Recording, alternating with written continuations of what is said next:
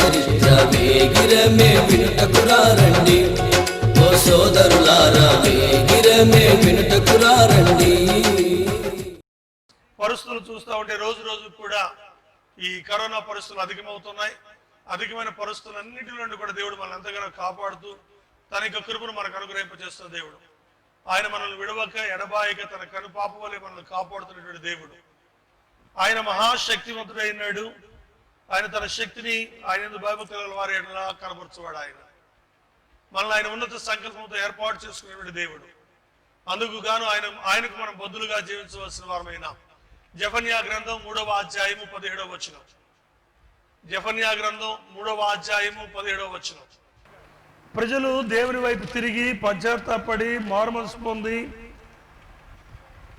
వారు దేవుని సంధానంలో తమ హృదయాలను కుమ్మరించుకునేటప్పుడు దేవుడు వారి తట్టు తిరిగి వారి మనస్సు మార్చుకున్నప్పుడు విధేయత చూపినప్పుడు వారి పట్ల దేవుడు తన కనికరాన్ని చూపుతూ అంటున్నాడు, నీ దేవుడని యెహోవా నీ మధ్య ఉన్నాడు, ఆయన శక్తిమంతుడు, ఆయన మిమ్మల్ని రక్షించును, ఆయన బహు ఆనందంతో నీ అందు సంతోషించును, నీ అందరి తనకున్న ప్రేమను బట్టి శాంతము వహించి నీ అందరి సంతోషము చేత ఆయన హర్షించును అంటున్నాడు. ఏ జనమైతే తమ హృదయాలను దేవుని తట్టు త్రిప్పుకుని విధేయత చూపి మారు మనసు పొంది తమను తాము తగ్గించుకుంటారో వారి విషయంలో ఆయన శక్తి సంపూర్ణుడుగా ఉండి ఆయన వారి మధ్య ఉండి వారిని కాపాడు దేవుడు. మనం ఆశ్రయించాం, మనం వెంబడిస్తున్నామంటే వెంబడించడం ఆశ్రయించడం మాత్రమే కాదు, దేవునికి విధేయులమైన పిల్లల వలె మనం నడుచుకున్నప్పుడు మన జీవితాలలో తన కార్యాన్ని జరిగించేవాడు. 1 పేతురుకు రాసిన పత్రిక 1వ అధ్యాయము 3వ వచనానికి వెళదాం.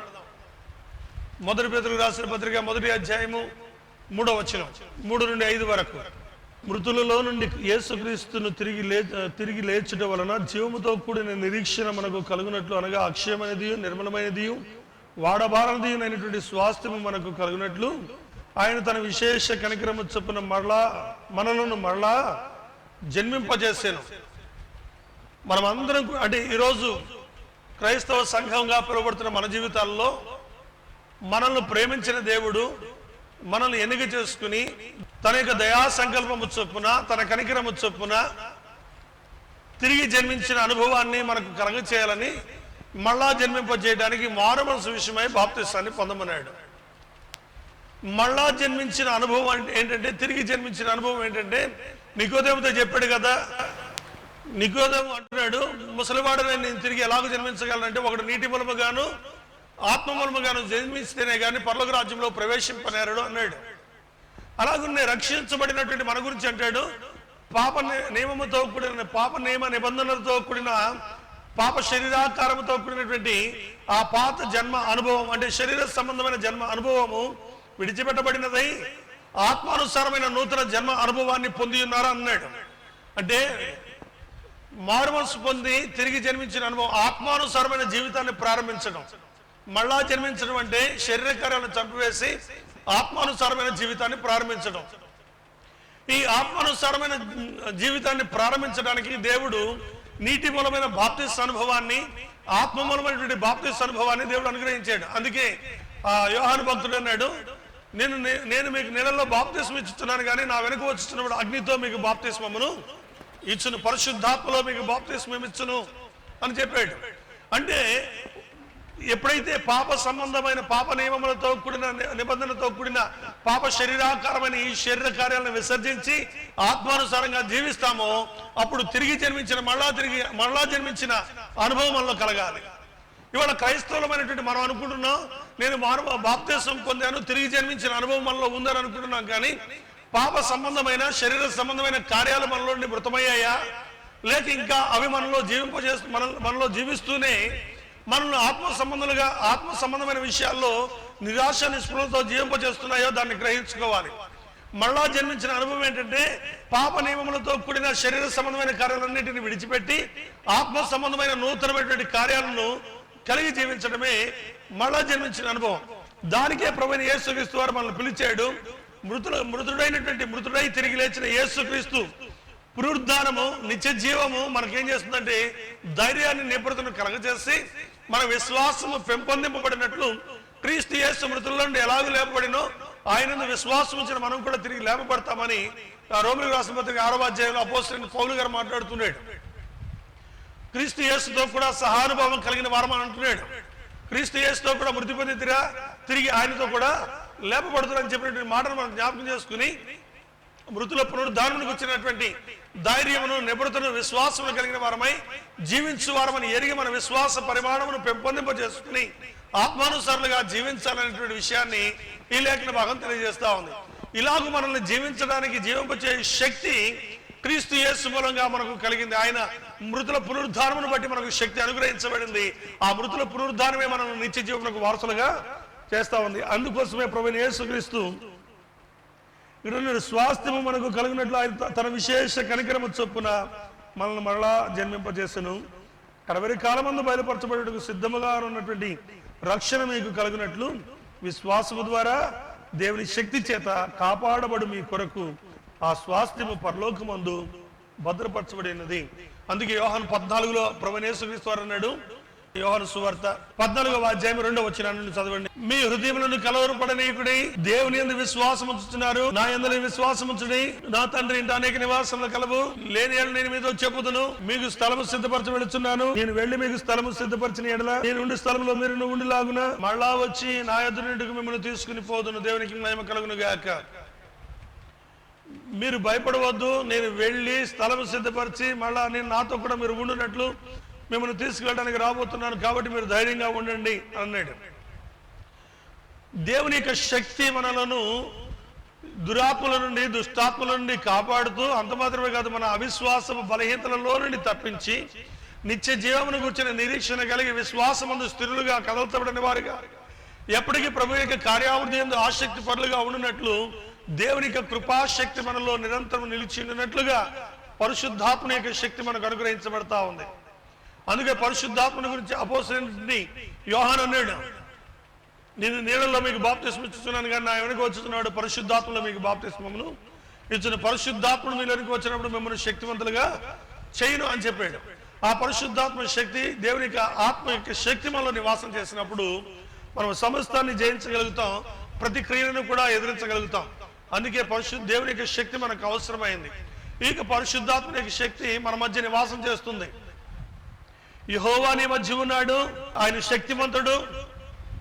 ఇందాక మనం చదువుకున్నాం జెఫన్యా 3:17లో ఆయన శక్తిమంతుడు, ఆయన మిమ్మల్ని రక్షించును. ఆయన మనల్ని రక్షించడానికి, మనల్ని విడిపించడానికి, మనల్ని తప్పించడానికి, మనకు సమస్త విషయములలో క్షమాభివృద్ధిని కలగ చేయడానికి ఆయన బలవంతుడైనటువంటి వాడుగా ఉన్నాడు. ఆయనకు కృప సహవాసము మనకు తోడుగా ఉంది. ఆయన అంటాడు, కుమారుడైన యేసుక్రీస్తు సహవాసమునకు మిమ్మల్ని పిలిచిన వాడు నమ్మకమైన వాడు అంటాడు. మనతో సహవాసం చేయడానికి, మనల్ని తన సహవాసమునకు, తన కుమారుని సహవాసానికి మనల్ని పిలిచి ఆయన మనతో కూడా ఉంటూ జీవితకాలం అంతా కూడా మనకు ఆయన సన్నిధి కాంతిని ప్రకాశింపజేస్తున్నవాడు. హెబ్రీయులకు రాసిన పత్రిక 4వ అధ్యాయం 16వ వచనాన్ని చూద్దాం. హెబ్రీయులకు రాసిన పత్రిక 4వ అధ్యాయం 16వ వచనం. మనము కనికరింపబడి సమయోచితమైన సహాయము కొరకు కృప పొందినట్లు ధైర్యముతో కృపాసనం యొద్దకు చేరుదుము. ఇక్కడ చూస్తున్నాం, మనము కనికరింపబడి సమయోచితమైన సహాయము కొరకు కృప పొందినట్లు ధైర్యముతో కృపాసనం ఎదుగు చేరుతాం. ఎలా కృపాసనం ఎదుగు చేరుతున్నామంటే, దేవుడు మనకు శక్తియు ఇంద్రియనిగ్రహగల ఆత్మని ఇచ్చిన గనక మనం కృపాసనం ఎదుగు రావడానికి దేవుడు తన బాధ్యతను, తన యొక్క కనికరాన్ని మన ఏళ్ళు చూపించాడు. అందుకే ఎఫెసీ 2:8లో అన్నాడు, మీరు కేవలము కృప చేత మాత్రమే రక్షించబడి ఉన్నారు, ఇది దేవుని వరమే. ఎవరి వరమట? దేవుని వరము వలన మనం రక్షించబడ్డాం. దేవుని వరము వలన కృప యొద్దకు రాగలుగుతున్నాం. దేవుని వరము వలన రక్షించబడిన వారమయ్యాం. దేవుని కృప వలన ఆయన కృపాసనం యొద్దకు రాగలుగుతున్నాం. కనికర సంపన్నుడైనటువంటి దేవుడు ప్రతి కీడులో నుండి నిన్ను తప్పించి, ప్రతి అపాయంలో నుండి తప్పించి, ప్రతి విధమైన దుష్టత్వంలో నుండి, దుర్మార్గతలో నుండి నిన్ను తప్పించి కాపాడి రక్షించుటకు ఆయన శక్తి నీకు తోడుగా ఉన్నది. దేవునికి మహిమ కలుగును గాక. దావీదు భక్తుడు అంటాడు, కీడులో పడకుండా ఆయన నన్ను తప్పించను అంటాడు. నిజమే, మనం కొన్నిసార్లు అపాయంలో, కీడులో పడకుండా మనం తప్పించేవాడు ఆయనే. అందుకే ప్రభువైన యేసుక్రీస్తు వారు వచ్చినప్పుడు లేఖనాలు చెప్తున్నాయి, చీకటిలోను గాఢాంధకారంలోను మరణ ఛాయలో ఉన్న వారికి వెలుగులు కలుగుటకై ఆయన వెలుగు ప్రకాశించుచుండెను అని చెప్పబడతా ఉంది. ఆయన వెలుగు మన మీద ప్రకాశించినందువలన, ఆయనకు కృప ద్వారా రక్షించబడినందువలన ఆయన కృపాసనం మీదకు రాగలుగుతున్నాం. అయితే ప్రతి దుష్టత్వంలో నుండి, దుర్మార్గతలో నుండి మనం తప్పించబడినట్లు ఆయన శక్తివంతుడైండి ప్రతి విషయంలో కూడా మనం తప్పించడానికి ఆయన సమర్థుడైనటువంటి వాడిగా ఉన్నాడు. ఇదే హెబ్రీయులకు రాసిన పత్రిక 4వ అధ్యాయం 12వ వచనాన్ని చూద్దాం. ఆయనే రక్షించుటకును, హెబ్రీ 4:12, ఆయనే రక్షించుటకును నశింపచేయుటకును శక్తివంతుడై ఉన్నాడు అని చెప్తుంది లేఖనం. ఒకని మరణంలో నుండి తప్పించుటకును, ఒకని మరణమునకు అప్పగించుటకును, ఒకని జీవింపచేయుటకును, ఒకని నశింపచేయుటకును, ఒకని హృదయ కాఠిన్యతలో నుండి వాడిని తప్పించుటకును, ఒకని హృదయ కాఠిన్యతకు అప్పగించుటకును ఆయనే శక్తిమంతుడు. ఇదిగో ఇక్కడ 4:12 చెప్తుంది, ఎందుకనగా దేవుని వాక్యము సజీవము గలదై, బలము గలదై, రెండంచులు గల ఎటువంటి ఖడ్గము కంటేను వాడిగలదిగా ఉండి ప్రాణాత్మలను, కీళ్లను, మూలుగులను విభజించినంత మటుకు దూరుచు హృదయం యొక్క తలంపులను, ఆలోచనను శోధించుతున్నది. మరియు ఆయన దృష్టికి కనబడని స్పష్టం ఏది లేదు.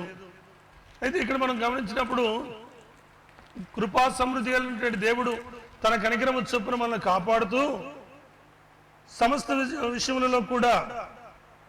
విషయాల్లో కూడా మనల్ని కాపాడుతున్నటువంటి దేవుడు.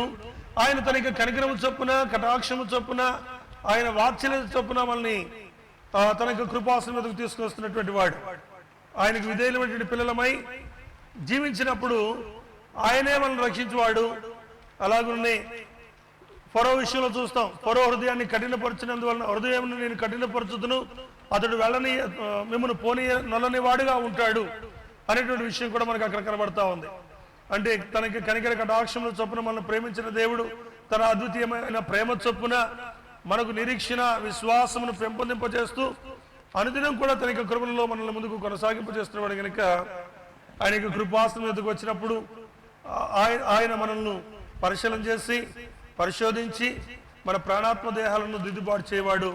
ఆయనకు విధేయులుగా మనం ముందుకు కొనసాగబద్దులమై ఉన్నాం. హెబ్రీ 11:17, హెబ్రీయులకు రాసిన పత్రిక 11వ అధ్యాయము 17వ వచనం, మృతులను సహితము లేపుటకు దేవుడు శక్తివంతుడని ఎంచిన వాడై తన ఏక కుమారుని అర్పించి ఉపమాన రూపముగా అతని మృతులలో నుండి మళ్ళా పొందిన దేవునికి మహిమ కలుగును గాక. క్రీస్తు యేసు మృతులను సహితము లేపుటకు దేవుడు శక్తిమంతుడిని ఎంచిన వాడై అబ్రాహాము తన ఏక కుమారుని అప్పగించినటువంటి వాడుగా ఉన్నాడు. అంటే దేవుని యొక్క శక్తి ఎటువంటిదంటే మృతులను సహితము లేపగలిగినది, ఆయన బలము లేళ్లను చేయనది. ఆయన యొక్క శక్తి మానవ జీవితంలో అపారమైనటువంటి కృపను చూపి స్వస్థపరచుటకు శక్తివంతుడైనటువంటి వాడు, అంధకార సంబంధమైన కార్యాలన్నింటిలో నుండి మానవుని విడిపించుటకు శక్తివంతుడైనటువంటి వాడు. ఆయన తన కనికరము చొప్పున మనల్ని అనుదినం కూడా తన యొక్క కృపలలో బలపరుస్తున్నటువంటి దేవుడు. ఆయనకు విధేయులమైన పిల్లల వలె మనం నడుచుకున్నప్పుడు ఆయన ఎన్నడూ కూడా మనం విడిచిపెట్టేవాడు కాదు. అందుకే విశ్వాసము చేత రక్షించబడినటువంటి మనము, తిరిగి జన్మించిన అనుభవం కలిగినటువంటి మనము మార్పు నొందిన వారమై క్రీస్తు యేసులో నిలబడి ఆయన శక్తివంతుడు గనక మన జీవితాలలో ముందుకు కొనసాగింప చేయవాడని నిరీక్షణతో ముందుకు కొనసాగబద్దులుగా ఉన్నాం. అంతేకాదు ఆయన అనుదినము కూడా తన ఎడతెగని నూతన వాత్సల్యత మన ఏళ్ళ కలగజేస్తూ కృపాక్షేమాలు అనుగ్రహింపజేస్తున్నాడు. ఆ విశ్వాసములో కుడిగ్గాని ఎడమగాని తొట్టిలక శోధనలు కలుగుతున్నప్పుడు శోధనలన్నిటిలో కూడా మనం తప్పించడానికి ఆయన సమర్థుడని రూఢిగా విశ్వసించబద్దులమై ఉన్నాం. ప్రకటన గ్రంథం 3వ అధ్యాయంలోనికి వెళితే ప్రకటన గ్రంథం 3వ అధ్యాయము 8వ వచనం, నీ క్రియలు నేను ఎరుగుదును, నీ శక్తి కొంచెమై ఉండినను నీవు నా వాక్యమును గైకొని నీవు నా నామమును ఎరగడం లేదు. 10వ వచనానికి వచ్చాను, నీవు నా ఓర్పు విషయమైన వాక్యమును గైకొంటివి గనక భూనివాసను శోధించుటకు లోకమంత్రి మీదకి రాబో శోధన కాలంలో నిన్ను కాపాడుదును. దేవునికి మహిమ కలుగును గాక. ఇక్కడ ఒక విషయాన్ని జ్ఞాపకం చేసుకుందాం. మొట్టమొదట తిరిగి జన్మించిన అనుభవం కలిగిన వారమై క్రీస్తు యేసులో ముందుకు కొనసాగుతూ విశ్వాసము ద్వారా కృపచేత రక్షించబడినటువంటి మనము, ఇది కేవలము మనల్ని బట్టి కలిగినది కాదు, అది దేవుని వరమే అనే విషయాన్ని గుర్తించాలి. గుర్తించి తిరిగి జన్మించిన అనుభవములో మనం జీవించాలి. కానీ ఈ రోజున మనల్ని మనం పరిశీలన చేసుకున్నప్పుడు ఇందాక కూడా నేను మీతో చెప్పినటువంటి విషయం అదే, మనలో ఎంతమందికి ఆ శుభప్రదమైన నిరీక్షణ ఉంది, నేను తిరిగి జన్మించిన అనుభవం కలిగిన వ్యక్తిని అనేటువంటి నిరీక్షణ మనలో ఉంది అనంటే దాన్ని పరీక్షించుకోవాలి. మనం తిరిగి జన్మించిన వ్యక్తి యొక్క అనుభవములో శరీర సంబంధమైన కార్యాలు ఆ మనుషుల్లో ఉండవు. శరీర సంబంధమైన కార్యాలను విసర్జించవలసిన ఆవశ్యకత ఉంది. రెండవదిగా పరిశుద్ధాత్మలో జీవించే వ్యక్తిగా ఉండాలి. పరిశుద్ధాత్మలో నిలకడైనటువంటి స్వభావం మనలో కావాలి. పరిశుద్ధాత్మ శక్తి ఏం చేస్తుందంటే ప్రతి అపరాధము నుండి, ప్రతి దోషము నుండి మనల్ని తొలగించి శుద్ధ హృదయులుగా మనల్ని చేస్తుంది. మన హృదయమునకు కల్మషము తోచకుండానట్లు, నిన్ను నిర్భయముగా జీవించినట్లు చేస్తుంది. అందుకే క్రీస్తు యేసులో జీవమునిచ్చు ఆత్మ ద్వారా శక్తివంతులమై ఉన్నప్పుడు అపవాదిని ఎదిరించినట్లు సర్వాంగ కవచము నీకు అనుగ్రహించబడుతుంది. అందువల్లనే సిద్ధ మనసు అనే జోడు నీకు ఉంటుంది. దాని వలన వాక్యం అనే ఖడ్గాన్ని నీవు చేతపుచ్చుకుంటావు. దానిలో నీవు అపవాది కుతంత్రాలన్నీ, అపవాది కార్యములన్నింటినీ కూడా జయించుటకు శక్తివంతులగినట్లు దేవుడు కృపను చూపుతున్నాడు. ఇక రెండవ విషయానికి వస్తే, వాక్యము వలన, దేని వలన? నీకున్న శక్తి కొంచెమైనదే కానీ వాక్యమును నీవు హృదయంలో ఉంచుకునేందువలన నీవేం చేస్తున్నావు? మనుషులు ఏం చేస్తాడు? నీ క్రియలను నేను ఎరుగుదును, నీ శక్తి కొంచెమై ఇండెనను, నీవు నా వాక్యమును గైకొని నా నామమును ఎరగననలేదు. దేవుని నామమును ఎరగనని అనలేదు. కలిగిన శ్రమలు కావచ్చు, ఇబ్బందులు కావచ్చు, శోధనలు కావచ్చు, కీడులు కావచ్చు, వాటన్నిటిలో ఆయన నామందు విశ్వాసం. ఎందుకు యేసు ప్రభువు వారు పేద విధురాలి యొక్క కాసును గురించి మాట్లాడాడు? ఆమె ఎందుకు గణపరచబడింది?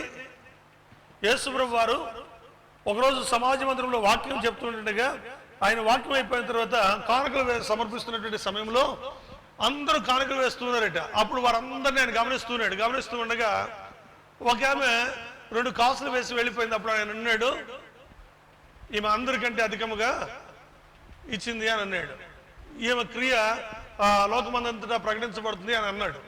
అన్నప్పుడు శిష్యులు అంటున్నారు, ప్రభువా వారందరూ ఎక్కువగా సమర్పించారు, ఆమెకు 2 కాసులే కదా వేసింది అని అంటే ప్రభు అన్నాడు, ఆమె తనకు కలిగిందంతా ఇచ్చివేస్తుంది. వారు తమకు కలిగిన దాంట్లో ఇచ్చారు, కానీ ఆమె చూస్తే తనకు కలిగిందంతా కూడా నాకు ఇచ్చివేసింది, దేవుని సన్నిధిలో సమర్పించుకుంది. అంటే ఆమెకు ఒక విశ్వాసం ఉంది. ఏ విశ్వాసం ఉంది ఆమెకు? సమస్తాన్ని ఆయనకి అర్పించుకుంటాను, సజీవ యాగముగా సమర్పించుకుంటానని సమర్పించుకుంది. ఆమె అందరికంటే ఉత్తమురాలు అని ఆయన పొగిడాడు. కారణం ఏంటంటే ఆమె క్రియను ఆయన చూశాడు, ఆమె విశ్వాసాన్ని చూశాడు, ఆమెకున్నటువంటి ధైర్యాన్ని చూశాడు, ఆమెకున్న నిబ్రతను చూశాడు. ఆ పేద విధవరాలు 2 కాసులు వేసినప్పుడు ఆ 2 కాసులు ఆమెకు ఉంటే మరొక పనికి ఉపయోగపడవా? ఆమెకు ఆహారానికి పనికిరావా? కానీ ఆయన అంటున్నాడు, తనకు కలిగిన తన జీవమును యావత్తును ఆమె అర్పించింది అని అన్నాడు. అంటే ఇక్కడ క్రియను చూస్తున్నాడు, విశ్వాసాన్ని చూస్తున్నాడు. ఇవాళ మనకు విశ్వాసం అంటే క్రియలు ఉండట్లేదు, క్రియలు అంటే విశ్వాసం ఉండట్లేదు. ఒకవేళ మాదిరికరమైన జీవితం మనలో ఉండటం లేదు. అందుకే ఇక్కడ అంటున్నాడు, నీకున్న శక్తి కొంచెమైండనను, నీవు నా వాక్యమును గైకొని నా నామమును ఎరగడం లేదు. ఇదిగో తలుపుని ఎదుట తీసి ఉంచి ఉన్నాను, దానిని ఎవడును వేయనేరడు. ఏ తలుపు ఇది? ఏ తలుపు అండి ఇది? ఆయన మహిమ గల నివాసం యొక్క తలుపు తెరవబడింది. ఆయన తన ఆశీర్వాద తలుపు తెరిచేయడం. ఇప్పుడు ఆ తలుపు ఎవడు వేయటం కుదరదు. ఎవరైతే దేవుని వాక్యాన్ని విని వాక్య ప్రకారం ప్రవర్తించువారే, వాక్యములకు లోబడి వాక్యానుసారంగా జీవిస్తారో వారి కొరకు ఆయన తెరిచిన తలుపులు ఎవడను వేయలేడు. అందుకే ద్వితీయోపదేశకాండం 28వ అధ్యాయము 1-2 వచనాల్లో ఉన్న ఆజ్ఞలు ఉంటే 3వ వచనం నుండి 14వ వచనం వరకు దీవెనలు ఉన్నాయి. ఈ తలుపులు తెరవబడిన తరువాత ఎవడు కూడా దానిని మూసివేయలేడు. యెహోవా ఆశీర్వాదము బయలుదేరిన తర్వాత, యెహోవా కృప బయలుదేరిన తర్వాత దాన్ని ఎవడు మూయజాలడు. మనం ఏ విధంగా చేస్తున్నాం, మనం ఏ విధమైన మాటలు ఉన్నాయి, మన క్రియలు ఎలాగున్నాయి, మన విశ్వాసం ఎలాగుంది? ఏమంటే మాటకు క్రియకు సంబంధం ఉండదు, మాటకు విశ్వాసం సంబంధం ఉండదు. ఏమంటే పైకి ఒకటి మాట్లాడుతుంటాం, కానీ మన ఆలోచనలు, మన తలంపులు వేరుగా ఉంటాయి, మన విశ్వాసం వేరుగా ఉంటుంది, మన భక్తి వేరుగా ఉంటుంది. కానీ సమస్తమును చూచుతున్నవాడు ఆయనకు మరుగైన కార్యం ఏది కూడా లేదు. ఈరోజు చాలా మంది ఏమనుకుంటున్నారంటే వారు తమను తాము మభ్యపెట్టుకుంటున్నారు. పైకి భక్తి గల వారి వలె ఉన్నారు, కానీ దేవుని శక్తిని ఆశ్రయించిన వారై ఉన్నారు. కొందరు తమ మాటలలో భక్తిని కనబరుస్తున్నారు, కానీ తమ విశ్వాసం ముందు భక్తిని కనబరచలేకపోతున్నారు. మరి కొందరు విశ్వాసాన్ని కనబరుస్తున్నారు, కానీ క్రియారూపంగా దాన్ని చేయలేకపోతున్నారు. అయితే ఇక్కడ అన్ని విషయములలో కూడా మనం బహు జాగ్రత్త కలిగి ఉన్నట్టయితే దేవుడు తెరిచిన తలుపులను ఎవడను మూయజాలడు. యెహోవా ఆశీర్వాదము బయలుదేరిన తరువాత, యెహోవా కనికరము మనకు అనుగ్రహించబడిన తరువాత మన తలుపులు ఎవడు మూయజాలడు. మన విశ్వాస జీవితం అంతకంతకు పెరుగుతుంది. మన యొక్క ఆధ్యాత్మిక స్థితి అంతకంతకు మెరుగుపడుతుంది. అంతేకాదు ఉన్నతమైన స్థానంలోనికి కొనుపబడతాం. 10వ వచనం అంటూ, నా ఓర్పు విషయమై వాక్యమును గైకొంటివి గనుక భూనివాసులు శోధించుటకు లోకమంతరి మీదకి రాబో శోధన కాలంలో నిన్ను కాపాడేదను. చూడండి, ఓర్పు చాలా ప్రాముఖ్యమైనది. ఓర్పు లేకపోతే మన విశ్వాస జీవితాన్ని కోల్పోతాం. మనకి పిలువబడిన పిలుపును కోల్పోతాం. పిలుపుని ఎప్పుడు కోల్పోకూడదు. ఎందుకు పిలువబడ్డామంటే ఆస్వాదించబడటానికి పిలువబడిన వారం. మనందరూ ఎప్పుడు కూడా మాట్లాడుకునే మాటలే మీకు చెప్తున్నాను, కొత్త మాటలు మాట్లాడలేదు. సౌలును దేవుడు రాజుగా అభిషేకించి ఏర్పాటు చేసుకున్నాడు కదా. సౌలు ఎక్కడ కోల్పోయాడు? మొట్టమొదట దేవుని కృపను. దేవుని కృపను సౌలు ఎక్కడ కోల్పోయాడు? ఓర్పు పట్టలేకనే. ఓ పక్కన శత్రువులు బయలుదేరి వస్తున్నారు. ప్రవక్త అన్నాడు, నేను వచ్చే వరకు నువ్వు ఆగు అన్నాడు. నేను వచ్చే వరకు నువ్వేం చేద్దు, ఆగు అన్నాడు, అంతే. అయితే శత్రువులో ముందుకు తరుముకు వస్తున్నారు. తన పక్షం ఉన్నవారేమో వెడలిపోతున్నారు. ఆ సమయాన ఓర్పు పట్టలేక ఆ బలి పశువులు తీసుకురండి, నేను వధిస్తా అన్నాడు అని బలి వధించాడు. అంతే. సౌలు ఆస్వాదించబడ్డానికి పిలువబడిన వాడు ఓర్పు లేనందువలన, ఓర్పు కోల్పోయినందువలన దేవుని కృపను పోగొట్టుకున్నాడు. అందుకే ఇక్కడ అన్నాడు, నా ఓర్పు విషయమై వాక్యమును గైకొంటివి గనుక భూనివాసులు శోధించుటకు లోకమంతరి మీదకి రాబో శోధన కాలంలో నిన్ను కాపాడేదను. నీవు ఓర్పు కలిగి, నిరీక్షణ కలిగి, నన్ను పిలిచిన వాడు నమ్మదగిన వాడు, అపాయంలో నుండి, కీడులో నుంచి నన్ను తప్పించడానికి సముద్రం నీవు నమ్మితే భూలోకమంతటికి కలుగు శోధనలన్నింటిలో నుండి, కీడులన్నింటిలో నుండి నిన్ను తప్పించి నీకు క్షేమస్థితిని కలిగించేవాడు. అబ్రాహాము విషయాన్ని తీసుకోండి. అబ్రాహాము ఓర్పు విషయంలో నమ్మకమైన వాడిగా ఉన్నాడు. ఎంత ఓర్పు అంటే, బలి అర్పణ ఇమ్మంటే మోరియా పర్వతం మీదకి తన కుమారుని తీసుకువెళ్తూ, నేను నా కుమారుని బలి అర్పించి వస్తామని అన్నాడు. కానీ మరొక దాని కొరకు ఎదురు చూడలా. ఆయనే ఇచ్చాడు, ఆయనే తీసుకున్నాడు. మళ్ళా తిరిగి ఇచ్చుటకు ఆయనే సముద్రం నమ్మాడు. అందుకోసమే వెళుతున్నప్పుడు చెప్పాడు, నేను నా కుమారుని వెళ్ళి బలి అర్పించి తిరిగి వస్తామని అన్నాడు. అనడం లేదా? అన్నప్పుడు ఆ మాటలు ఏం కనబడుతుంది? నిరీక్షణ కనబడుతుంది, విశ్వాసం కనబడుతుంది. ఈ నిరీక్షణ విశ్వాసంతో వెళ్ళాడు. వెళ్ళిన తర్వాత వెళుతున్నప్పుడు మార్గమధ్యలో అన్నాడు, పిల్లవాడు అన్నాడు, నాయన కట్టెల నిప్పు ఉన్నాయి కానీ బలి పశువు ఏదన్నాడు. ఏమన్నాడండి? యెహోవా ఈరే అన్నాడు, అంతే. అంటే ఓర్పు అనేది ఎలాగుండాలంటే, మన ఓర్పు, మన సహనం ఆయన కార్యాన్ని మన పట్ల నెరవేర్చే వరకు నిలిచి ఉండాలంతే. యెహోవా ఈరే అన్నాడు, అంతే. తీసుకుని వెళ్ళాడు, కట్టెలు పేర్చాడు. దేవుని స్వరం ఏమైనా వినపడుతుందేమో, అటు ఇటు తచ్చట్లాడలేదు. బిలాము ఏం చేశాడు? బిలాము ఏమన్నాడు? మరొకసారి యెహోవా యొద్ద వేడుకొందును, ఆయన ఏమైనా నాకు సెలవిస్తాడో మళ్ళీ కనుక్కుంటాను. అరే వెళ్ళొద్దురా బాబు అంటే మళ్ళీ కనుక్కుంటాను ఎందుకండి? ఒకసారి దేవుడు సెలవిచ్చిన తర్వాత ఓర్పును, విశ్వాసాన్ని కోల్పోయాడు కదా. ఇక్కడ మళ్ళీ వెళ్ళాడు, వచ్చాడు, అయిపోయింది. వెళ్ళమన్నాడు. బలిపీఠను కట్టిన తర్వాత, రాజా ఆయన నాకు సెలవు ఇచ్చాడు, ఇక నేను ఎక్కడా మొరపెట్టను. ఇదిగో వారు ఆస్వాదించబడిన జనాంగం, నేను వారిని శపించజాలను అని చెప్పాలి కదా. బలిపీఠాన్ని ఎన్ని మార్లు కట్టాడట? బలిపీఠాన్ని ఎన్ని మార్లు కట్టాడు? 4 మార్లు కట్టాడు. ఎక్కడ? మోయాబులో ఇజ్రాయేలు ప్రజలను శపించడానికి మోయాబు పర్వతం మీదకి ఎక్కి ఆ దిక్కును కట్టాడు, ఈ దిక్కును కట్టాడు, ఈ దిక్కును కట్టాడు, ఆ దిక్కును. దేవుడు కనికరము చూపొందే, దేవుని చిత్తం లేకుండా మన తల వెంట్రులో ఒకటి అయినను రాలదు. దేవునికి మహిమ కలుగును గాక. నమ్ముట నీ వల్లైతే నమ్మవానికి సమస్తము సాధ్యమే. నాకున్న విశ్వాసం మీకు ఉండాలని చెప్పను, కానీ క్రీస్తు యేసు మాత్రం మనందరికీ అదే విశ్వాసం కలిగి ఉండాలంటాడు ఆయన. అబ్రహాం కలిగిన విశ్వాసం ఏమని కలిగి ఉండాలంటాడు. నమ్మేవా? నమ్మితే చెప్పు. చెప్తే ఏం చేయాలండి? నమ్మేమనుకోండి, ఆ విశ్వాసాన్ని కడమట్టుకు అలాగే ఉంచుకోవాలి, మధ్యలో ఎత్తేయకూడదు దాన్ని. నేనంటాను, మనం నమ్మిన వాణిని ఎరుగుతాం కనుక మనల్ని సిగ్గుపడినవాడు అంటాను నేను. సందేహం లేదు దాంట్లో. అబ్రహాము ఆ ఓర్పు కలిగిన వాడు, ఆ సహనం కలిగిన వాడు, ఆ నిరీక్షణ కలిగిన వాడు కనుకనే బలిపీఠం మీద కట్టెలు పేర్చాడు, తన పాను తాను చేసుకుంటూ పోతున్నాడు, పిల్లవాడిని ఎక్కి పొరండ పెట్టాడు, ఖడ్గాన్ని ఎత్తాడు. మళ్ళా అటు స్వరం కొరకు ఎదురు చూడలే మనుష్యుడు. కానీ అద్భుతకరుడైన దేవుడు అన్నాడు, అబ్రహామా అన్నాడు, నీ ఒక్కగానొక్క కుమారుని ఇవ్వడానికి వెనుదీయలేదు కనుక నీవు ఇందు మూలముగా నాకు భయపడవాడవని నేను ఎరుగుదును. అతనికి మారుగా అదుగో ఆ పొదలో పొట్టేళ్ళు ఉంది, తీసుకొచ్చి దాన్ని అర్పించన్నాడు. మృతులను సహితము లేపుటకు శక్తివంతుడని అబ్రహాము నమ్మి విశ్వాసం కలిగిన వాడై ఓర్పుతో తన పనిని జరిగించాడు. కాబట్టి అబ్రహాము విశ్వాసాలకు తండ్రి అయ్యాడు. ఇక్కడ అన్నాడు, విశ్వాసమును బట్టి నీవు నా ఓర్పు విషయమైన వాక్యమును గైకొంటివి గనక భూనివాసులను శోధించుటకు లోకమంతటి మీదకి రాబోవునటువంటి శోధన కాలంలో నేను నిన్ను కాపాడుదును. దేవుని వాక్యాన్ని నమ్మి వాక్య ప్రకారము ప్రవర్తించువారమై ఓర్పుతో నేను వాక్యాన్ని ఎంతగా పాటిస్తున్నాను, వాక్యానుసారంగా జీవిస్తున్నాను, నాకే కలుగుతున్నాయి శ్రమలు, నాకే కలుగుతున్నాయి వేదనని ఏడవనక్కర్ల. మనం నిజంగా వాక్య ప్రకారం జీవించే వ్యక్తివై, వాక్య ప్రకారం ప్రవర్తించే వ్యక్తివై, వాక్యమందు నిలకడ కలిగి ఓర్పు కలిగి సహనం కలిగి ఉంటే అబ్రహాముతో మాట్లాడిన దేవుడు మనతో కూడా మాట్లాడే దేవుడే. అబ్రహాముతో మాట్లాడిన దేవుడు మనతో కూడా మాట్లాడే దేవుడే.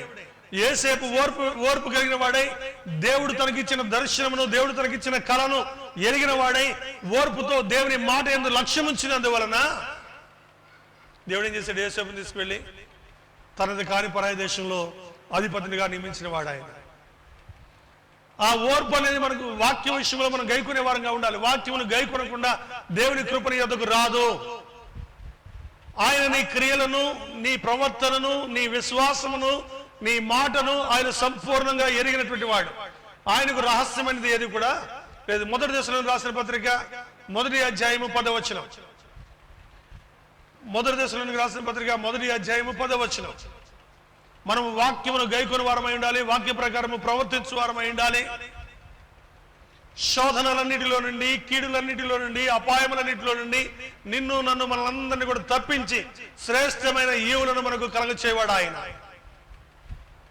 చదవండి మొదటి దశలోని రాసిన పత్రిక 1వ అధ్యాయం 10వ వచనం. ఇక్కడ చెప్తున్నాడు, మృతులలో నుండి జీవము గలవాడును సత్యవంతుడును దేవుని దాసులగుటకు దేవుడు మృతుల్లో నుండి లేపిన యేసు అనగా రాబో ఉగ్రత నుండి మనల్ని తప్పించుచున్న ఆయన కుమారుడైన యేసు పరలోకము నుండి వచ్చునని ఎదురు చూచుటకు మీరు ఎలాగో దేవుని వైపు తిరుగుతారో ఆ సంగతి వారు తెలియజేస్తున్నారు. ఇక్కడ మనం చూస్తూ ఉన్నాం, దేవుని కుమారుడైన యేసు క్రీస్తు ద్వారా మనము పరలోక ప్రవేశము చేయనట్లుగా ఆయన కుమారుడైన యేసు క్రీస్తు ద్వారా మృతుల నుండి లేచినటువంటి యేసు క్రీస్తు రాబో ఉగ్రత నుండి మనల్ని తప్పించుటకు, ఇప్పుడు జరుగుతున్న పరిణామాలన్నింటిలోంచి కూడా తప్పించుటకు ఆయన సమర్థుడైనటువంటి వాడేయండి. మనం తప్పించుచున్న ఆయన కుమారుడిని యేసు పరలోకం నుండి వచ్చునని ఎదురు చూచుటకును మీరు ఎలాగూ దేవుని వైపు తిరుగుతారో ఆ సంగతి వారు తెలియజేస్తున్నారు. మనము ఈ కీడులన్నింటిలో నుండి, ఈ అపాయములన్నింటిలోంచి తప్పించబడడానికి, క్రీస్తు యేసు రాబో ఉగ్రతలన్నింటిలోంచి తప్పించడానికి మన మధ్య ఆయన నిలిచినటువంటి వాడై ఉన్నాడు. సందేహమే లేదు. దేవునికి మహిమ కలుగును గాక. మృతులలో నుండి లేచినటువంటి యేసు క్రీస్తు ద్వారా లోకం మీదకి రాబోతున్న ఉగ్రతలన్నింటిలోంచి తప్పించడానికి పరలోకం నుండి పంపబడిన వాడును, తిరిగి మనల్ని పరలోకమునకు కొనిపోవాడునటువంటి యేసు అనేటువంటి ఉత్తరవాది మనకున్నాడు. ఇటు శక్తివంతుడైన దేవుడు ఆయన పరలోకం నుండి మన కొరకు పంపబడిన వాడు. ఆయన రాకడ కొరకు ఎదురు చూస్తున్న మనము ఈ రాబోతున్న ఉగ్రతలన్నింటిలోంచి తప్పించబడడానికి పరిశుద్ధాత్మ యొక్క శక్తి మనకు అవసరమైనది. దేవునికి మహిమ కలుగును గాక. పరిశుద్ధాత్మ యొక్క శక్తి మనం పొందుకున్న వారమై విశ్వాసమందు నిలకడ కలిగి స్థిరులను కదల్చబడిన వారుగాను, మరి రాబో ఉగ్రతలను తప్పించడానికి క్రీస్తు యేసు మన కొరకు పంపబడ్డాడు కనుక ఆయన యందు శుభప్రదమైన నిరీక్షణతో మనం ముందుకు కొనసాగాలని ఈ లేఖన భాగం తెలియజేస్తా ఉంది. 1 కొరింథీయులకు రాసిన పత్రిక 2వ అధ్యాయం 5వ వచనానికి వెళదాం. ఇక్కడ మనం చూస్తూ ఉన్నాం, మన జీవితాలలో మనుష్యుల జ్ఞానమును ఆధారం చేసుకునక దేవుని శక్తిని ఆధారం చేసుకుని ఉండవలెను. మనుషుల మాటలు కాదు, మనుషుల విశ్వాసం కాదు, కానీ ఎవరి విశ్వాసం వల్ల కావాలంటే పరిశుద్ధాత్మని అందలి దేవుని శక్తిని ఆధారం చేసుకుని మన విశ్వాసాన్ని పెంపొందింప చేసుకోవాలి తప్ప మనుషుల జ్ఞానం బట్టో లేదా మరొకటో కాదు. కానీ దేవుని యొక్క పరిశుద్ధాత్మ యొక్క శక్తి చేత మనము దేవుని యొక్క కృపలలో ముందుకు కొనసాగబద్దులమై ఉన్నాం. మనుషుల జ్ఞానము వ్యర్థము, మనుషుల జ్ఞానాన్ని కానీ, మనుషుల భక్తిని కానీ, మనుషుల క్రియలను బట్టి కాదు, కానీ దేవుని శక్తిని ఆధారం చేసుకుని మన విశ్వాసాన్ని పెంపొందింప చేసుకున్నప్పుడు పరిశుద్ధాత్మ దేవుడు మన జీవితాల్లో తన కార్యం జరిగిస్తాడు.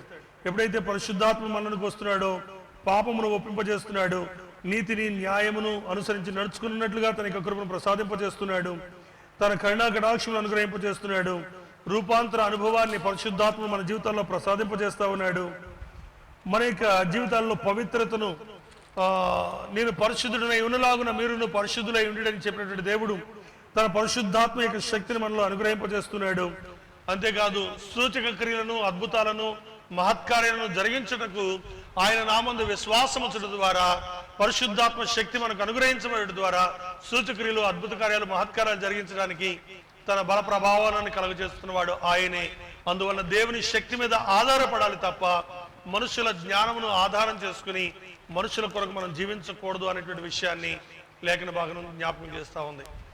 మనలను నిత్యత్వంలోనికి కొనసాగింప చేయనట్లుగా శుభప్రదమైన నిరీక్షణ మన ఎదురు ఉంచబడింది. ఈ రోజున మనం చూస్తా ఉన్నాం, మనుషుల జ్ఞానాన్ని ఆధారం చేసుకుని ఇంటి ప్లాన్ ఇవ్వాలంటే ఎవరు వాళ్ళ ఇంటి ప్లాను? ఇంటికి ముగ్గు వేయాలంటే, ప్లాన్ గీయాలంటే, మార్కింగ్ చేయాలంటే, మన స్థలాలకి మార్కింగ్ చేయడానికి ఎవరు వేయాలండి? ఓ ఇంజనీరింగ్ చదువుకున్నటువంటి తత్వవేత్త వేయాలి. కానీ ఇంజనీర్ కంటే మరొక వ్యక్తి దగ్గరికి వెళ్తున్నారు. ఎవరి దగ్గరికి? సిద్ధాంతి గారట. సిద్ధాంతి గారు వేస్తాడట. ఏంటది? ఇంటి ప్లాన్ ఎత్తాడట. ఆడు ముఖం ఒకవైపు ఉంటే దాని మెట్లు వెనక తీసుకెళ్ళి పెడతాడు. ముఖం రోడ్డుకు ఉంటుంది, మెట్లు ఇంటి వెనక మాలకుంటాయి. ఇది సిద్ధాంతి పని. అదే ఇంజనీర్ దగ్గరికి వెళ్తే ఏం చేస్తాడు? దానికి తగిన రూపాన్ని ఇవ్వగలడు, దాన్ని చక్కటి అందంగా తయారు చేయగలడు. అలాగే క్షేమాన్ని, దీవెనను, ఆశీర్వాదాన్ని కలుగ చేయనిది ఎవరు? పరిశుద్ధాత్మ దేవుడు, దేవుని శక్తి. కానీ మనం ఎక్కడికి వెళ్తాం? ముహూర్తాల కోసం ఎత్తుక్కుంటే ఎక్కడికి వెళ్తారు చెప్పండి? సిద్ధాంత దగ్గరికి, పంతుల దగ్గరికి, ముహూర్తాలు చూసేవాడి దగ్గరికి, ఆ క్యాలెండర్ చూసేవాడి దగ్గరికి. ఇది క్రైస్తవ విశ్వాసానికి అది మేలుకరమైందా? మనుషుల జ్ఞానాన్ని ఆధారం చేసుకున్నారు. మీ విశ్వాసము దేని మీద ఆధారపడాలి? దేవుని వాక్యం మీద ఆధారపడాలి, పరిశుద్ధాత్మ శక్తి మీద ఆధారపడాలి. కానీ పరిశుద్ధాత్మ శక్తి మీద కానీ,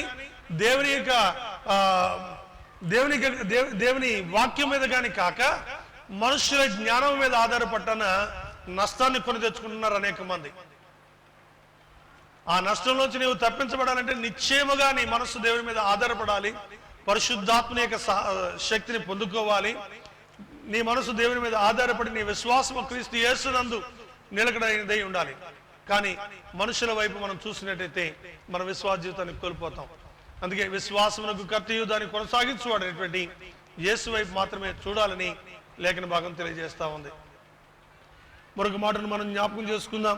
ఈ మధ్యాహ్న కాలపు వేళ పరిశుద్ధాత్మ దేవుడు తన యొక్క కృపలలో తన శక్తిని మనకు అనుగ్రహింపచేసి ఆత్మ సంబంధులుగా మనం ఉండినట్లు, ఆత్మ కలుగుచే ఐక్యతను, ఆత్మ కలుగుచే సమాధానమును పొందుకున్న వారమై మన రూపాంతర అనుభవం కలిగి క్రీస్తు యేసు యొక్క పునరుద్ధాన శక్తిని బట్టి మనం ఆయన సాక్షులుగా జీవిస్తూ ఆయన వాక్యాన్ని మన హృదయంలో చేర్చుకుని వాక్య ప్రకారము ప్రవర్తించు వారమైతే మా గొప్ప ఆశీర్వాదం నీ కొరకు వేచి ఉన్నదనే విషయాన్ని మరవద్దు.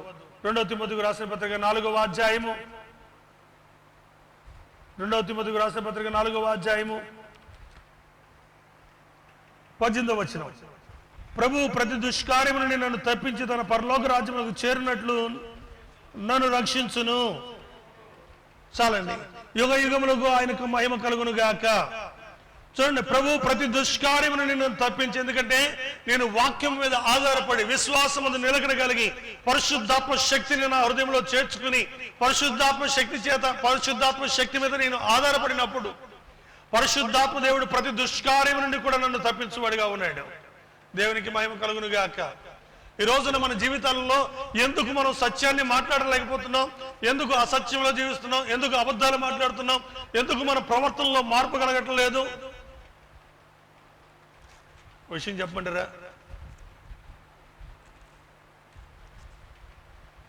యాకోబు అన్న పేరుకు తగినట్టుగా అనేక మంది ప్రవర్తిస్తున్నారు. ఇజ్రాయెల్ కాదు, యాకోబు అంటే ఎవరు? మోసగాడు. యాకోబు మోసగాడు అన్నట్టుగానే మన విశ్వాస జీవితంలో కూడా మనం కూడా ఏమన్నామంటే యాకోబులాగే ఉన్నాం తప్ప యబ్బోకు రేవు దగ్గరికి వెళ్ళిన వారిలాగా లేం.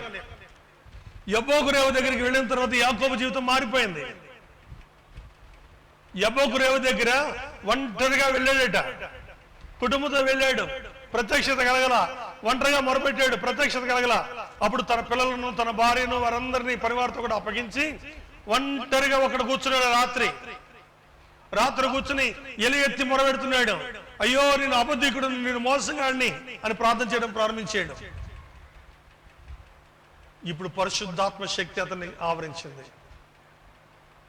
అతను మొరపెట్టి ఆ రాత్రి అంటున్నాడు, నీవు నన్ను తప్పించు, అపాయం ఉంది, కీడుంది, నా ఎదుట ప్రమాదము పొంచుంది, ప్రమాదం నుంచి తప్పించమన్నాడు.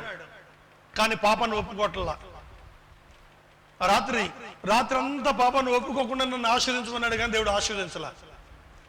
తెల్లవారుతుండగా దేవుని దూత అంటుంది, నన్ను పోనిమ్మంటే నువ్వు నన్ను ఆశీర్వదిస్తేనే కానీ నిన్ను పోనివన్నాడు. లాగిపెట్టి కొట్టాడు. ఎందుకంటే ఒప్పుకోట్ల, పశ్చాత్తాపడట్లా, మారుమోసు పొందట్లా. నీవు నన్ను దీవించన్నాడు తప్ప పశ్చాత్తాపం పొందట్లా. అందువలన తుంటి మీద కొట్టాడు. ఈ తుంటి నరం తెగిందట. తెగినా విడిచిపెట్టకుండా కుంటి కాలు వేసుకుని ఎగబడ్డాడు. నన్ను రక్షించు, నన్ను రక్షించని. అప్పుడు నన్ను కాపాడు అని, నన్ను ఆశీర్వదించని ప్రార్థన చేయడం మొదలెట్టాడు. కేకలు పెడుతున్నాడు. దేవుని దూత ఆగిపోయింది. ఈ ఇట్టగాదులే కానీ కొట్టినా కూడా వదిలిపెట్టట్లేదు, వీడికి అర్థం కాలేదనుకుంటా అని, ఎంతకు నువ్వు ఎవడో, నీ పేరేంటిరా అన్నాడట. అప్పుడు నా పేరు యాకోబు, నేను మోసగాడిని, నా తండ్రిని మోసగించాను, నాన్నని మోసగించాను, నా జీవితం మోసం, నా మామను మోసగించాను, నేను మోసగాడిని అయినా నా బ్రతుకుని క్షమించమని పశ్చాత్తాపడ్డాడు. అప్పుడు దేవుడు అన్నాడు, యాకోబు, ఇక మీదట నీ పేరు యాకోబు కాదు, ఇజ్రాయేలు అని ఆయన అన్నాడు. ఆ దినమనే అతని జీవితం మార్చబడింది. ఒంటరి ప్రార్థనతో, పశ్చాత్తాపంతో కూడిన ప్రార్థన యాకోబు ఇజ్రాయేల్గా మార్చబడ్డాడు. కానీ క్రైస్తవులు అని చెప్పుకుంటున్న మన జీవితాల్లో ఇంకా మనలో అటు పరిస్థితులు పోలేదు. ఇంకా అబద్ధాలు మాట్లాడుతూనే, ఇంకా చేయరాని కార్యాలను చేస్తూనే, మోసపుస్తూనే, మోస కార్యాలలో బ్రతుకుతున్నటువంటి వారు అనేక మంది లేకపోలేదు. వారందరూ కూడా మార్పు చెందవలసిన ఆవశ్యకత ఉంది. ఎంతకాలం ప్రభువా అని పిలిచినా ప్రయోజనం ఉండదు. కానీ దేవుని శక్తిని, పరిశుద్ధాత్మ శక్తిని పొందుకున్నప్పుడు, పరిశుద్ధాత్మ శక్తి ఆ మనుషులకు వచ్చినప్పుడు ప్రతి దుష్కార్యం నుండి ఆ మనుషుని తప్పింపజేస్తుంది, ప్రతి దుష్కార్యం నుండి మనిషిని విడిపింపజేస్తుంది. దాని కొరకే మన హృదయాలను ప్రభు చేతికి అప్పగించుకుని, ప్రభువా నా హృదయంలోనికి రమ్మని చెప్పగలిగి ఉండాలి. శిలువను గూర్చిన వార్త నశించుతున్న వారికి వెర్రితనము గాని, జీవించుతున్న మనకు దేవుని శక్తి ఉన్నది. నిజంగా తిరిగి జన్మించిన అనుభవం ఉన్నట్టయితే, మారుమనసు అనుభవం ఉన్నట్టయితే మనుషుడు దుష్కార్యము జోలికి పోరు, అపవిత్రమైన కార్యాల్లో పాల్గొనరు, దొంగలుగా ఉండరు, అబద్ధికులుగా ఉండరు, మోసగాళ్ళుగా ఉండరు, నిరంకుశమైనటువంటి ప్రవర్తనను కలిగిన వారుగా ఉండరు. యథార్థమైన ప్రవర్తన కలిగి దేవుని వాక్యమును బట్టి విశ్వాసముందు నిలకడగలిగిన వారై విశ్వాసంలో కొనసాగింపబడే వారుగా ఉంటారు. మరి రోజున మన జీవితాలు దేవునికి అప్పగించుకుని బదులమైన, బంగారం పడేసినా, వెండి పడేసినా అక్కడే ఉండాలి. డబ్బు పడేసిన, డబ్బు సంచి అక్కడ ఉన్న, డబ్బు సంచితో నీకు సంబంధం లేదు.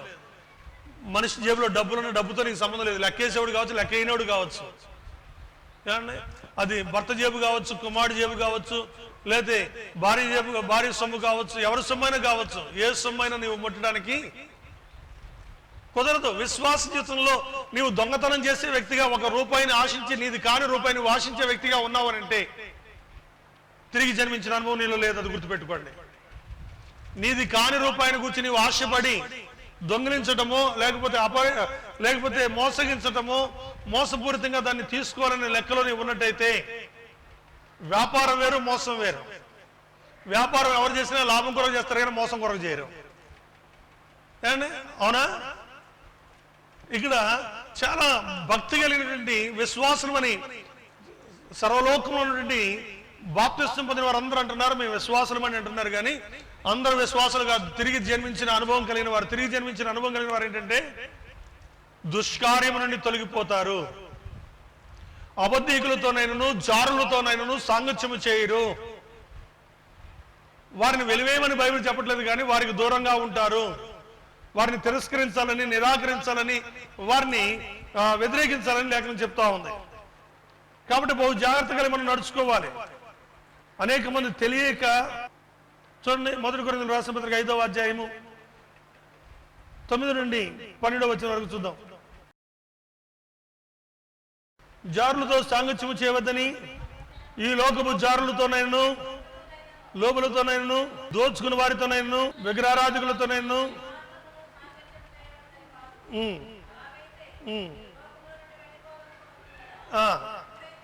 చాలా ఇక్కడ వినండి, చాలా జాగ్రత్తగా వినండి.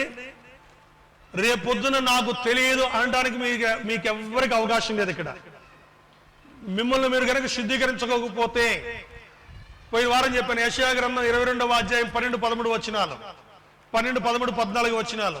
14వ వచనంలో ఆయన ఏం చెప్పాడంటే, ఇట్టి దుర్మార్గులకు ప్రాయచిత్తము కలుగుట కంటే వీరు మరణించుట కంటే ప్రాయచిత్తము మరొకటి లేదు అని చెప్పాడు.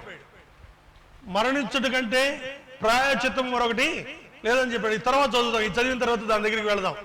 ఎందుకంటే మీరు అందరూ కూడా దాన్ని గమనించుకుని హెచ్చరిక చేయాలి, వారికి దూరంగా ఉండాలి, వారితో సాంగత్యం చేయడం కానీ, వారితో ఏకీభవించడం కానీ, వారి ప్రవర్తనలో మీరు పాలిభాగస్వాములు అవడం కానీ కాకూడదని లేఖనం చెప్తా ఉంది. కానీ నేటి క్రైస్తవ సమాజంలో పరిస్థితులన్నీ ఎలాగైపోయాయంటే, ఎక్కడ కూడా ఎవరికి వాడు సమర్థించుకుంటూ బ్రతికేస్తున్నాం అన్నట్టు బ్రతికేస్తున్నాం. కానీ లేఖనాలు చాలా స్పష్టంగా చెప్తున్నాయి, జీవించుతున్నావు అన్న పేరు మాత్రమే నీకుంది కానీ నీవు మృతుడివే అని చెప్తుంది. కాబట్టి పరిశుద్ధమైన ప్రవర్తన దేవుని దృష్టికి లేకుండా మనం జీవిస్తే అది నిష్ప్రయోజనమైన బ్రతుకు కంటే దేవుని సన్నిధికి దూరంగా ఉండడమే ఉత్తమం. తెలిసి పాపం చేస్తే 2 శిక్ష, తెలియక చేస్తే 1 శిక్ష. కాబట్టి మనం తప్పించబడినట్లు మనల్ని మనం జాగ్రత్త చేసుకోవడం ఉత్తమమైంది కనుక ఈ మాటను మీకు చెప్తున్నాను. ఇప్పుడు 11వ వచనం, ఇప్పుడైతే సహోదరుడనబడిన వాడెవడైనను జారుడు గాని, లోబు గాని, విగ్రహారాధికుడు గాని, తిట్టుబోతు గాని, త్రాగుబోతు గాని, దోచుకునేవాడు గాని అయ్యున్న ఎడల అట్టి వానితో సాంగత్యము చేయకూడదు, భుజింపనకూడదని మీకు రాయిస్తున్నాను. వెలుపల వారికి తీర్పు తీర్చడం నాకేలా, వెలుపల వారికి దేవుడే తీర్పు తీర్చును గాని మీరు లోపల వారికి తీర్పు తీర్చువారు గనుక ఆ దుర్మార్గుని మీలో నుండి వెలివేయుడి. దేవునికి మహిమ కలుగును గాక. మనం జారులతోనైనను అంటే బయట వ్యక్తుల గురించి మాట్లాడలే కదా. సహోదరుడని పిలువబడిన వాడు, సహోదరుని పిలువబడిన వ్యక్తి అంటే మారు మనసు పొంది రక్షించబడ్డాను, బాప్తిస్మం పొందాను, క్రైస్తవ విశ్వాసులని సంఘానికి వస్తున్నటువంటి వ్యక్తులలో ఎవరైనాను ఇటు స్థితి కలిగిన వారు ఉంటే, సహోదరుని బడిన వాడైనను వాడెవడైనను జారుడు గాని, లోబు గాని, విగ్రహారాధకుడు గాని, తిట్టుబోతు గాని, త్రాగుబోతు గాని, దోచుకునేవాడు గాని అయ్యన ఎడల అట్టి వానితో సాంగత్యం చేయకూడదు, భుజింపకూడదని మీకు రాయిస్తున్నాను. వెలుపల వారికి తీర్పు తీర్చడం కాదు కానీ మీరు లోపల వారికి తీర్పు తీర్చేవారు గనక ఆ దుర్మార్గుని మీలో నుండి వెలివేయడి. అట్టి స్థితి కలిగిన వారికి దూరంగా ఉండాలి తప్ప వారితో ఏకీభవించి వారితో ముచ్చటించేటువంటి పరిస్థితి లేక వారితో సాంగత్యం చేసే పరిస్థితి సంఘంలో ఉండకూడదు అనేటువంటి విషయాన్ని లేఖన భాగం తెలియజేస్తా ఉన్నాయి. కాబట్టి మనుషులు చూడరు కానీ సమస్తమును చూస్తున్న వాడు ఆయన పైనుండి ప్రతి మనుషుని కూడా పరిశీలన చేస్తున్నాడు. కాబట్టి ఈ మధ్యాహ్నం ఉదయకాలపు వేళ దేవుని సందులో ఉన్నటువంటి మనము దేవుని శక్తిని ఎరుగు నిమిత్తమై విశ్వాసము ద్వారా కృపచేత మాత్రమే రక్షించబడ్డాం. అది దేవుని వరమే తప్ప మనకి క్రియల మూలంగా కలిగినది కాదు. రెండవదిగా తిరిగి జన్మించిన అనుభవములో పరిపూర్ణమైనటువంటి పరిశుద్ధాత్మ శక్తి మనకు కలిగి ఉండవలసిన ఆవశ్యకత మన మీద ఉంచబడింది. అదే రీతిగా దేవుని వాక్యములో మనం జీవిస్తూ దేవుని వాక్యాన్ని మన హృదయంలో పదిలిపరుచుకుని వాక్యానుసారంగా మనం జీవించినప్పుడు భూనివాసులకు జరిగేటువంటి శోధన కావచ్చు, భూనివాసులకు కలిగినటువంటి శ్రమ కావచ్చు, వాటన్నిటిలో నుండి ఆయన నిన్ను విడిపించి రక్షించి సంరక్షించి కాపాడువాడు. అంత మాత్రమే కాదు, నీవు ఈ లోకంలో జీవించినంత కాలము ఆ పరిశుద్ధాత్మ శక్తి చేత నీవు నింపబడిన వ్యక్తివైతే సర్వాంగ కవచమును నీకు అనుగ్రహింపచేసి పరిశుద్ధాత్మ దేవుడు నీ ప్రక్కన నిలిచి నిన్ను బలపరచువాడుగా నీకు తోడుగా ఉండి తన శక్తి చేత నిన్ను స్వస్థపరిచి ఏ కీడు నీకు రాకుండా దుర్మార్గతలో నుండి దుష్టత్వములో నుండి నిన్ను తప్పించి దుష్కార్యములన్నిటిలో కూడా నిన్ను తప్పించి నీతిమత్వము చేత పరిశుద్ధ జనాంగముగా ఏర్పాటు చేసుకున్నటువంటి సర్వశక్తిమంతుడైనటువంటి యేసునాథుడు తన శక్తి చేత నిన్ను నింపి ఆయన తన కార్యములను నీ ద్వారా జరిగించేవాడుగా ఉన్నాడు. అట్టి కృప ఈ ఉదయకాలపు వేళ మనందరికీ అనుగ్రహింపచేయునుగాక. ఆమేన్. ఏ సంఘ సహవాసానికి వెళ్ళని వారికి మా ఆహ్వానం. ప్రార్థనా సమయాలు: ఆదివారం ఉదయం 6 గంటల నుండి 8 గంటల 30 నిమిషాల వరకు, రెండవ ఆరాధన ఉదయం 11 గంటల నుండి మధ్యాహ్నం 1 గంట 30 నిమిషాల వరకు. ఉపవాస ప్రార్థన ప్రతి నెల 1, 2, 3 తారీఖులు మరియు ప్రతి శుక్రవారం ఉదయం 11 గంటల నుండి 3 గంటల వరకు. మీ ప్రార్థనా అవసరతల కొరకు holy Lord Pentecost church, park road, 5వ లైన్, మంగళగిరి. ఫోన్ 08645 232271. సెల్ 73967 96779.